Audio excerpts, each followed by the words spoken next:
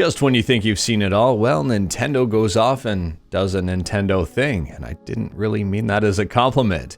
Hey everyone, Mr. Sujano here. I'm pretty sure you know what this one is about. Let's get started. Alright, to kick things off, today Nintendo released the pricing for their expansion pack, and a lot of people aren't too happy about it.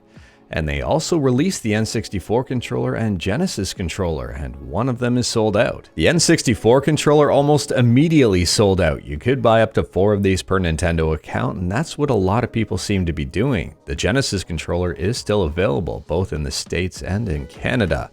And yes, the Canadian prices here for these things are not very good. Now, if you were interested in the N64 controller, if you didn't have a chance to pick it up, well, be patient. Don't go to the scalpers and pick one up there. They're selling for like 150 bucks. Just wait. Nintendo said these are temporarily sold out. They will be released again, and they'll probably be released for the long term. I mean, both the NES and the SNES controllers were initially sold out, and now they're available for purchase. And in my opinion here, the SNES controller is far superior to the N64 controller. Maybe not for N64 games, but N64 games on the Switch has a lot of people, what's the phrase here? Big mad. Nintendo revealed the price, and I'm trying to keep this together and not laugh at this, but Nintendo revealed the price to play N64 games, to play Genesis games, and for the Animal Crossing DLC. And it increases the Nintendo Switch Online price from $19.99 to $49.99 per year. That is a 2.5 times price increase, which is absolutely ridiculous.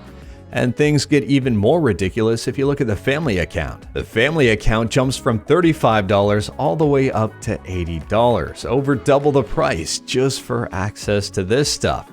And I mean, yes, on one hand, access to the additional stuff is better, but at the same time here, is it really worth the price upgrade? My initial answer to that question is no, absolutely not. It's not worth it at all. You're way overpaying for what you're getting in return. But some people do disagree with that. Some people are saying, hey, you know what? It's only a few extra bucks a month. It's less than $5 a month overall if you're paying for the individual plan. And if you've never played these games before, it might be a great way to experience them. On top of that, if you have played these games before, well, you can now play them on the Switch.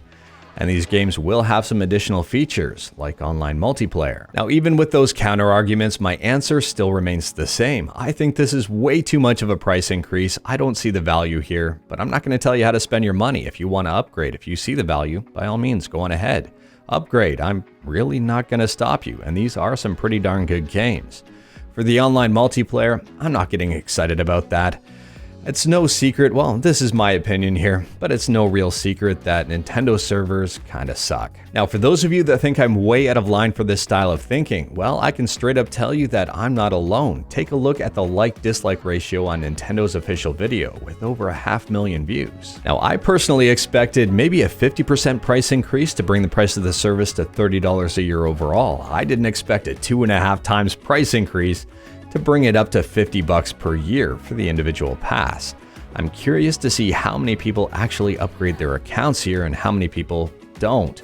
If this isn't very popular, I'm wondering too if Nintendo will course correct and say, hey, we screwed up, we're gonna lower the price so more people pick this thing up. But given the fact that Nintendo is Nintendo, and they don't normally ever admit they're wrong, I don't really see them changing the price. If I had to guess here, I'd say most people would be more interested in the tried and true way of emulation, and I do have you covered. If you want to know more about this stuff, I'll leave a link in the description below. At the end of the day here, Nintendo really needs to add to this expansion pack, or expand the expansion pack to make the service seem worth it to me. Let me know in the comments below what you think about the expansion pack and the price. And if you're not happy with it, what would make you happy with this price? What would Nintendo need to add to this expansion pack? Let me know in the comments below. If you like this video, leave a like. If you didn't like this video, leave a like. Hit that subscribe button, check out my other videos. Thank you everyone, take care.